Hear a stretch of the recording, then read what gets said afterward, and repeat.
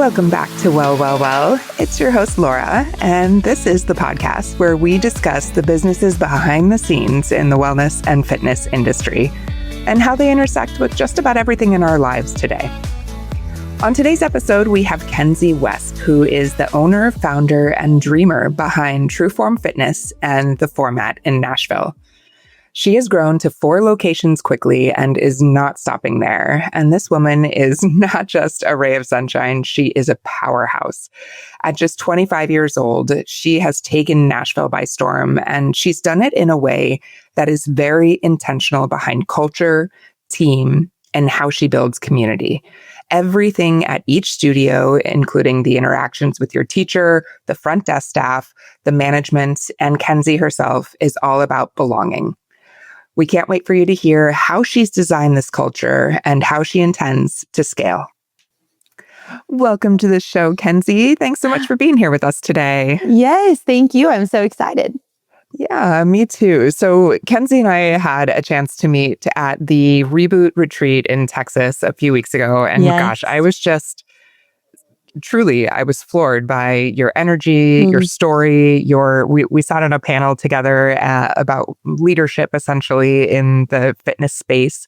And I don't know, I just felt like you've got something special and I couldn't wait for our guests to hear from you. So, aw, so sweet. Yeah, it was awesome. Well, I'd love to learn a little bit more about your background. I think we spent a lot of time talking about what you're doing now, but tell the Well family how you landed into fitness and what's kind of shaped your path to where you are now.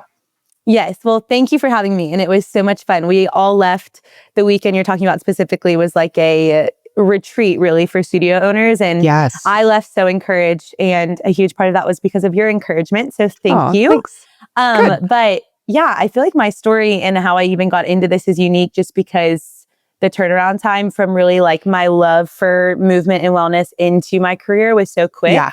But I grew up in Nashville, Tennessee, and I was a competitive dancer. And I feel like we see this trend a lot in the movement and fitness world is yes, there's a lot of athletes that kind of go into that, weight training esque, but then there's something about this like dance and cheer world that just like automatically pulls into Pilates, Legree, bar, all the like boutique studio concepts, yoga.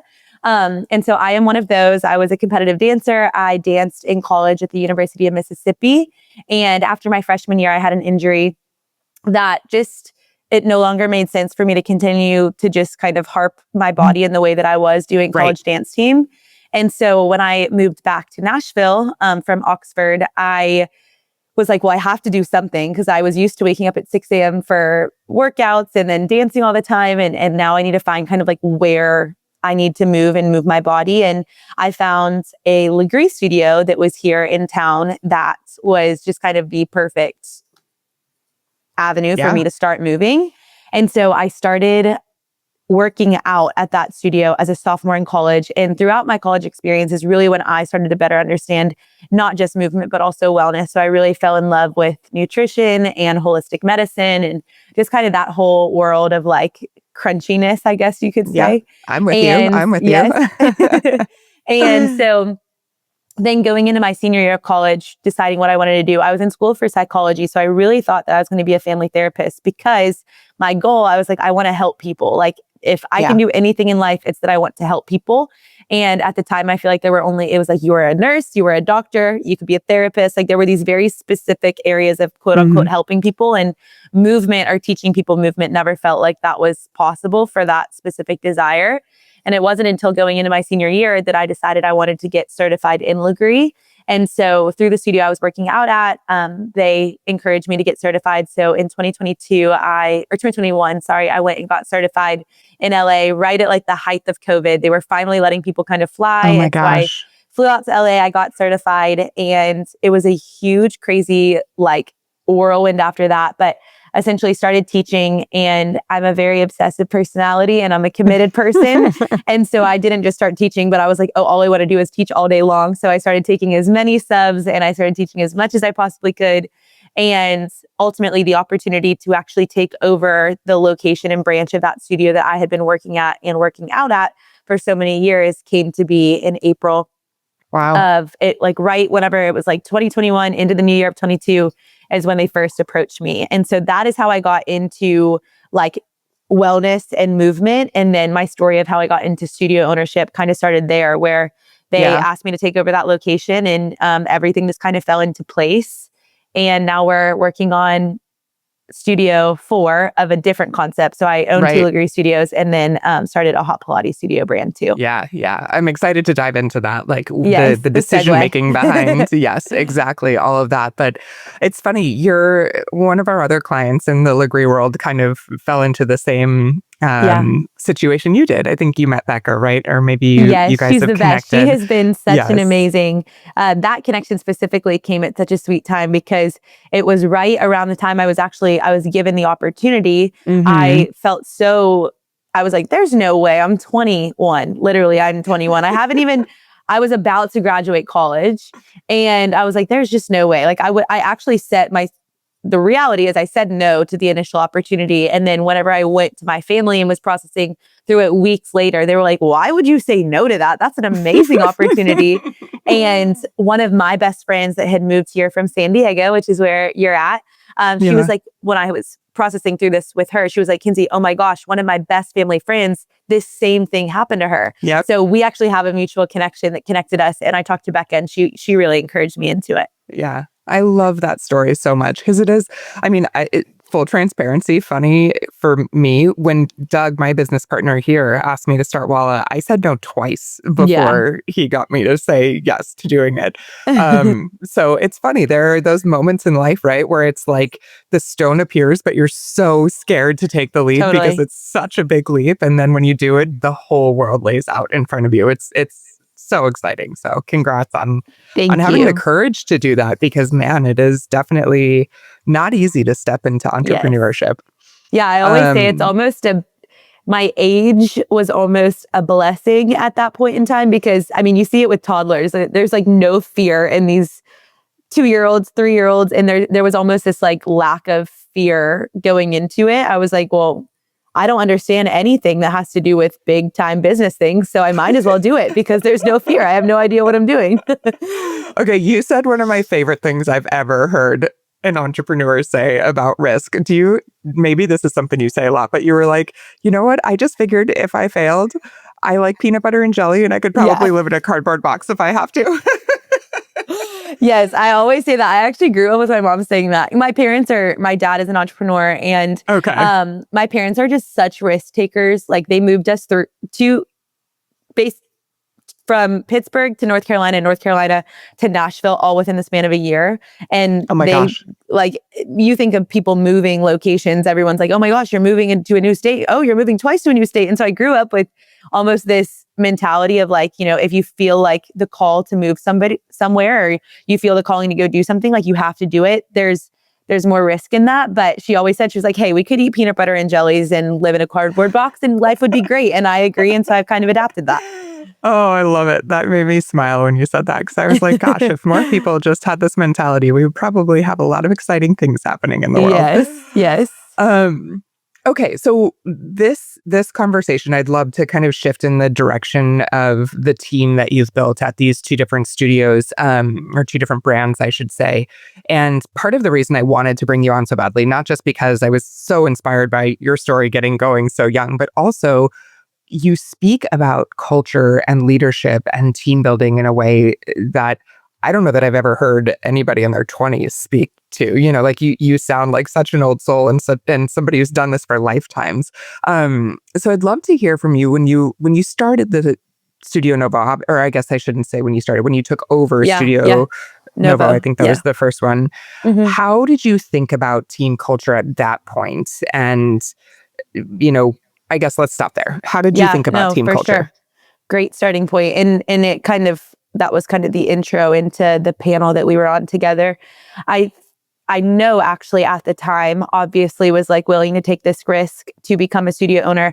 But also at the time I was like drawing on my skill set, right? Because when you are, and I've learned to kind of come out of that, like using age as almost this like precursor of who I am or identity piece. And I actually had a mentor look at me a year ago. And she was like, Kenzie, you've got to stop talking about the age thing. And I was like, I know, but it's such a huge part of my story, because when you're 21 and you're starting to not only become a business owner for the first time, but really become a leader of that capacity for the first time, I had to draw on what I knew.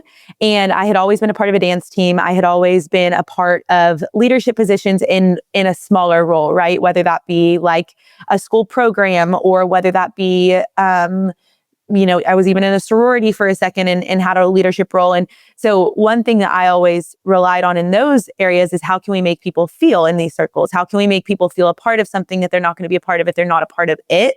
And so going into studio ownership, I knew how to love people well and treat people well, and hopefully create for myself a legacy that would encourage people to be honest with me, to call me higher, and that they wanted me to call them higher. And so it was stepping into that in 2021, 2022, when I took over the studio, of like, I'm not good at a lot of things. I know I joked of like, I don't know how to open a bank account. I don't know how to write a check. I don't know any of these words that people are talking about. I was like, KPI, what the heck is that? Like, that sounds like a clothing store. And I was like, what are all these things? But I do know how to hopefully get people in my doors and stay in my doors. And not because I technically know all of these amazing reporting techniques that I now rely on in excess, but really just the human interaction piece and the connection piece. And so starting off, that was just really the backbone of our company, and creating the culture that now is Trueform, and the culture that now is Format would never be the culture that is today if it weren't for those days of fully relying on how we are going to treat people and welcome them in and love on them and hear their story. Because I think one piece that's missing in all corporate America, take it outside of just fitness, is this like lack of human intentionality. And so that has been just such a foundation for us, especially as we've grown rather quickly. Yeah. Well, I love the concept of calling you higher and calling them higher, because there is in many leaders a magneticism, right? Like, people are naturally drawn to you, whether it be your clients, whether it be the team. And there's something about you being able to be present with those people. But it's a whole nother thing to step into a confident enough position that you can ask for more of people, and you can feel like you can drop your ego at the door and let them ask more of you, right? And I think there's a beautiful humility in you stepping into this role and really growing this business that is obvious from the outside, that you're like, listen, I'm here to learn and I'm fine. Like, laugh at yourself that you don't know how to write a check or what a KPI is. That's great. But the ability to get the best out of people and to demand the best of yourself is such an incredible skill set. That's something somebody had actually said yesterday. Sorry to interrupt, but at the end of every year, and I've done this since I started, I do like end of year calls or FaceTimes with everybody on the team. And obviously starting out, I think we had 15 total people like locked into Trueform at first. And now amongst all the studios, I have 54 calls in the next 2 weeks, which is the best thing ever. And at first I was like, oh, wow, okay, this is definitely going to be a lot. But yesterday, one of my girls said on the phone, she was like, I work at multiple studios, and like, I also work in corporate America, and I couldn't fathom my team of 12 in corporate America, my boss, ever doing something like this from a call perspective. Like, what made you want to do this? And I told her, I was like, if I ever get too big to where I can't, I'm not me, but if the studios ever get too big to where they can't care, as a boutique studio owner, they can't care about the hearts that are helping us stay open. Like, I don't understand how we can even remotely go into a new year saying that we want the best for our clients if we can't have the best for our team. And so it is almost in another thing we talked about on the panel that day is like, I need to constantly lay down my life and like constantly sacrifice myself, whether that's in terms of time, whether that's in terms of my own skills. Like, I was talking to you before this, not feeling super great, and I was totally going to sub 2 classes this morning if the girl said she wasn't feeling well. I was like, well, that is I need to sacrifice my body on behalf of this instructor. So there's this constant laying down that has to happen if I want that of my team. So all that to say, yesterday I was like, wow, okay, it's encouraging to hear that from team members that have been a part of this now for so long, that this doesn't happen everywhere, but you kind of lose sight of like, not everybody's like that. Right. Absolutely. We're doing that.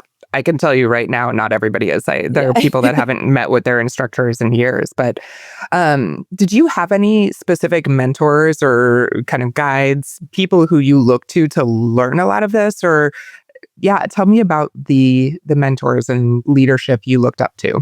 Yes. Such a great question. Well, I think like initially being a dancer, and talk about this with so many other people in the arts, like there is this thing instilled within you, especially when you put that much time and energy. I mean, I went to school from 8 to 2, and then I would dance from 2 to 9:30 every day, Saturday and Sunday, all day long, dance competitions all the time. Like that was my life. And it was always instilled so deeply in me. Like, if you're going to commit to this, you have to commit to it wholeheartedly. And you're not only committing to this, but you're committing to the entire space, and you are a reflection of the entire space. And so I think carrying that in me was then also how I grew up. Like my parents are obviously my biggest role models, and just seeing the way that they were like, no, what we believe is going to exude out of us. And so looking at, obviously, though, that's like how I was raised and how I was born. I was also raised in a Christian home. And so when you're looking at a lot of these values that I personally hold as, the backbone of my life, like this is why I live, all of those things from a not just moral perspective, but also belief system. It's like, if I believe and I call myself a Christian and this is what I am, then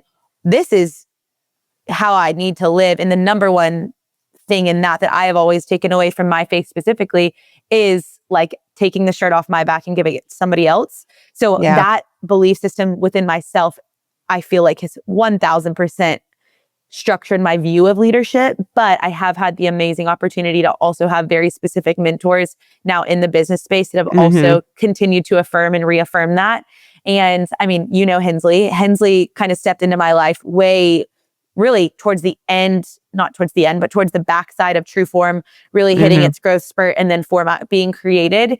And she was always an encouragement to me of like, Kenzie, what you're doing is different. And from what she had seen. And it's also like really cool what's happening there. How can we tap into this further, but then also add this added layer of business? And so she has been somebody that I've really looked up to.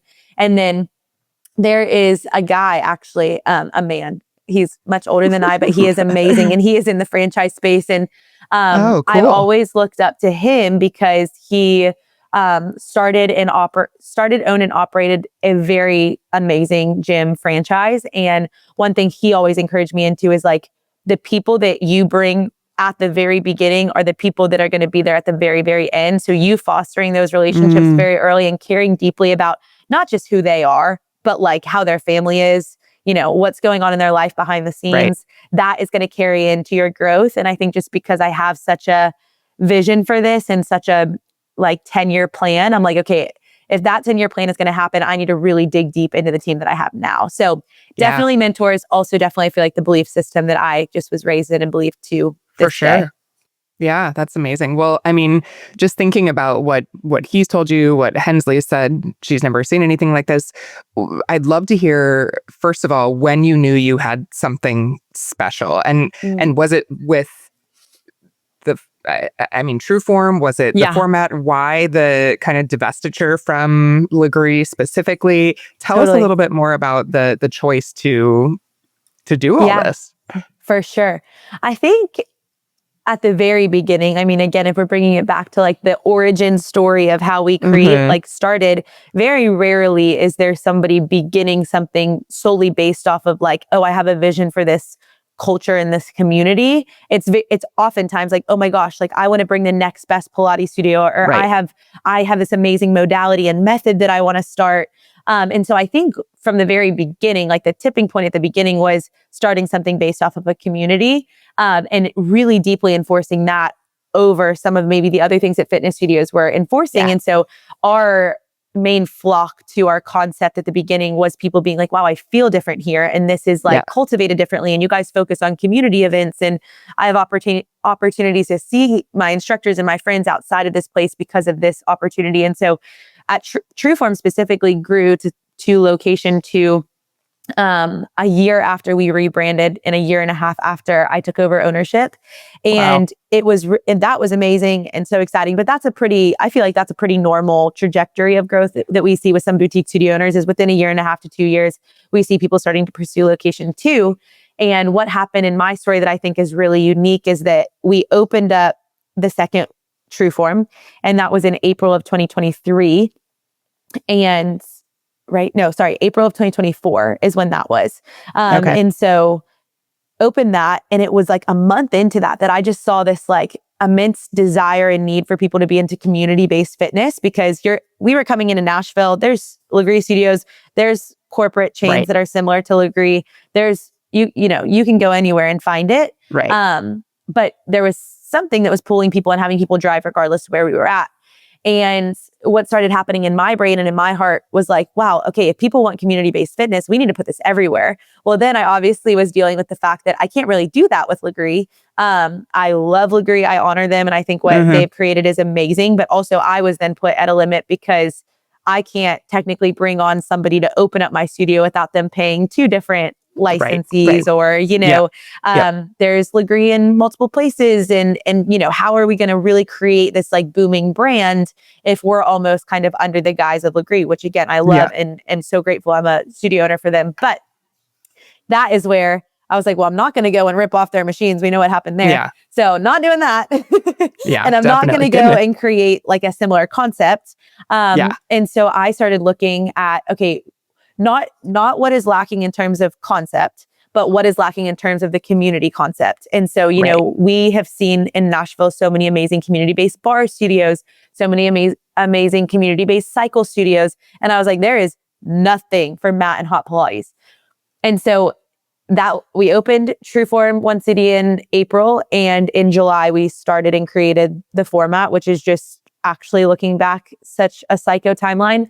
But I had this like, epiphany of, we don't just need hot Pilates, we need a community-based hot Pilates brand. And we don't just need that for Nashville, we need that everywhere, because in my opinion, there's just nothing for that right now. You're not going to any sort of chain in any city and getting a hot Pilates studio that's replicable in multiple places. And so really from the beginning, I had the vision for where hopefully it'll go and grow to. But that genesis really is the community. And so setting us apart. And I feel like what Hensley saw at the beginning and what other mentors have seen is like, wow, these numbers are populating so well. And it's gotta be because it's more than just a workout studio. Right. And so embodying that community aspect, I feel like has been our bread and butter. Yeah, that's incredible. I mean, it is the kind of golden thread that I see amongst successful studios is there is something beyond the workout, and that's communicated through the marketing, through the brand experience, all the way from the first time you see that brand to when you're a loyal member, you really Totally feel it. So that's incredible to have that vision from the start. Yeah, now, when you think about all of this growth that you have planned, I mean, I love that you're starting with the end in mind there. Yeah. It's such a not just smart way to go about it, but it's a way to stay motivated in a very challenging environment, right? How do you think about preserving this unbelievable culture that you've built? Gosh, well, I think setting up guardrails has been huge of, my biggest fear, and I love that this is my biggest fear, and I don't think that it's a wrong thing to have really healthy fears, is that it would perish or that it would go away over a course of time. Or I think one thing I really believed and that I had to kind of change that belief system and make changes so that it would happen is if Kenzie's not there, the community won't be there. Or if Kenzie's not present, like that feeling won't be there. And so preserving it really comes through, I feel like, hiring a team that understands it and believes in it even more than you. And that has been just so cool to see and so affirming for me because, at the end of the day, I don't need to hear like, oh my gosh, Kenzie, you make me feel this way. And I love how you've created the studios to be this way. I need to hear that my manager, my instructors, my front desk, like, oh my gosh, they are amazing. And they're coming to me and telling me that. And so I think preservation is making sure that like from the top down, people understand the mission and the calling. And so when we do onboard our team, it's like, sure, I will tell you how to operate front desk and I will tell you how to teach class in a week. But right now you have to understand and know like why we exist and what we are, who we are, at the end of the day, like what we expect. And 99.9% of the time, it's not how to deliver a great class. It's how to make somebody feel like they had the best class. And so I feel like preservation is just all about hiring in my perspective. Yeah. And one of the things I really loved you speak to was actually the way you let people go too. Like you Yeah. hold the bar high for your team, and that bar is held high because you care so much about the client experience. And one of the things you mentioned was like when you have a conversation parting ways with an employee, and that doesn't seem like it Yeah. happens very often, but Totally. you said something to the effect of now you're free. Like you don't Yeah. have to live up to this expectation that clearly Totally. wasn't really something you either aligned with or could do. And that's okay. 100%. Now you Yeah. can just enjoy the workout. Yeah. And I think, with that, we tell the girls like from the beginning, once we get you through this onboarding process, you have a decision to tell us yes or no. And I think that's what's missing a lot of the times, and why there are dynamics at play where it's like, wait, why is this just not working out? And it's almost like they understood the call, but it wasn't necessarily something that they could fully step into. And so because of that, they're like stuck into something that they don't even realize that they probably don't want to be a part of it, but they never were given Right. an opportunity of yes or no. And so obviously, we're going to probably have instances moving forward where we have to have hard conversations. But if we can say from the beginning, look, this is our core values, these are our expectations, and 1, 2, 3 times happens, we have to move on from this because you are now no longer in a, like, there's no way you can feel confident still being here. Yeah, exactly. And I think it's also understanding, like, sometimes people just have different definitions of certain words and different definitions of certain expectations. And that's what you get to see obviously play out in action. But yeah, everybody has to decide if the cultures that we set forth are for them. And if they're not, great, like moving forward. And if over time working like in an employee role isn't a good fit, there has never been a case where I have ever said, stop coming here. It has always been, you are now our client. And I am so excited about that because now you get to experience what you love about this place in full. Yeah. Yeah, exactly. Without the like maybe resentment that you have in having to do a job that maybe doesn't align with who you are, right? For sure. Oh, that's so great. Well, as we look at this industry from a broader perspective, kind of 30,000 foot view, there is a lot out there right now. We see more money being spent in wellness and fitness than ever before, which is fantastic. I was just speaking on a panel last week about how, relatively quickly, we've been in this industry for decades, seeing only about 20% of the population consistently have a gym or a studio membership. That jumped to 25% in less than a couple of years, which is amazing to see. Yeah. And we're seeing that Gen Z in particular has ranked wellness and fitness as the highest priority spend when they think about their budgets. So we know there's a lot of interest and money in this industry, which is, a great thing. And it's also attracting a lot of, maybe modalities, people, things that aren't necessarily, great for everyone. Is there anything that you would say, hey, this is something that doesn't feel right about our industry right now, or that I'm kind of keeping my eye on as like, I'm not so sure about it? Yeah. Oh my gosh. Yeah. I think a bone to pick I have with like the entire health and wellness industry as a whole, and this is obviously kind of stepping outside of like my role as a studio owner, is just this like almost like rage bait conversation topic of like, cycling is terrible for you. You're killing your body if you do cycling. But then, oh my gosh, Pilates is the only thing you're going to see changes from. And then you're not allowed to eat salmon because it has X in it in the ocean, but then you can have tuna, but don't have tuna on this day. It's like, whoa, what the heck is going on? Like, I think simplifying all of it. And so in short, I feel like what's happening right now in the industry, because there is so much attention and so much lore on the internet about it, is there's just such extreme conversations occurring about specific things. And I'm like, look, at the end of the day, I care about people being healthy. Yeah. And so if I care about people being healthy, I need them to find the absolute best opportunity for them to be healthy. And that finds the movement that they love and that they feel so energized by, the food that's going to keep them surviving and fueled, and then the people around them that are going to continue to encourage them into that. And so I love the attention to it. I also love the consistency or not the consistency, but this like, okay, so many more fitness studios opening up and so many more wellness environments opening up. But I think what I'm disliking about that is there's almost this like bad, good, like this place is bad. this place is good. And there's these very intense conversations happening around something that I'm like, all of this is great for everybody. Yeah. People just have to find what's best for them, and let's not like demonize anything. Right. I agree. The polarization has been really challenging. And I also think it confuses the consumer, because it's like, okay, I just want to do something for myself. Like, this makes me feel good. Don't tell me I'm wrong, you know? Right. And so we end up questioning ourselves and feeling frustrated. But I mean, it sounds like I often ask on this podcast, what's something you would put on a billboard right now? Like, if you could get on your soapbox and say one thing, it kind of sounds like that. Like, we just need to all move in the right direction. It doesn't matter. It's such an individualized world. And when it comes to the format specifically, which is the hot Pilates concept we referred to, like, in creating that, I was like, okay, I want to create as many opportunities for as many different people to take at this studio a modality that is going to be best fit for their body. And so from that, we created 4 different types of classes. Like, we have our mat Pilates class, which is really bringing in the person that's like, hey, I don't want to like burn 5,000 calories in a workout right now. I would just rather like move my body in a way that feels really, really organic to me. But then we have our sculpt class, which is like, you're burning 350 calories in 40 minutes because it's that intense.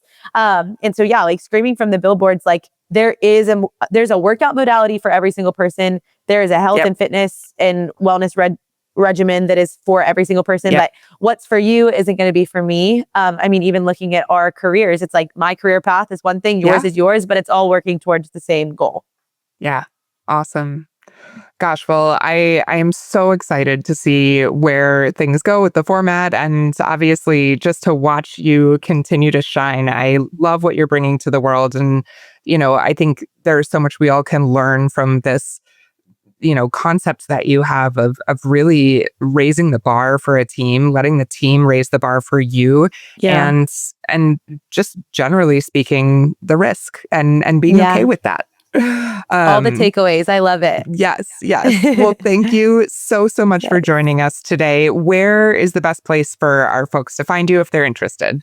Well, thank you so much for having me. Truly, you're such an amazing conversation starter and giver. You can find me on Instagram at Kenzie Wesp, WESP. And then the studios is at theformat.fitness and at Trueform.fitness. We are only in Nashville right now, but we do have some fun workouts you can do from your house on our Instagram page for Format. So if you're not in Nashville and can't come, you can follow us there. Love it. And I'm sure soon to be taking over the world. So just wait, friends. Just wait.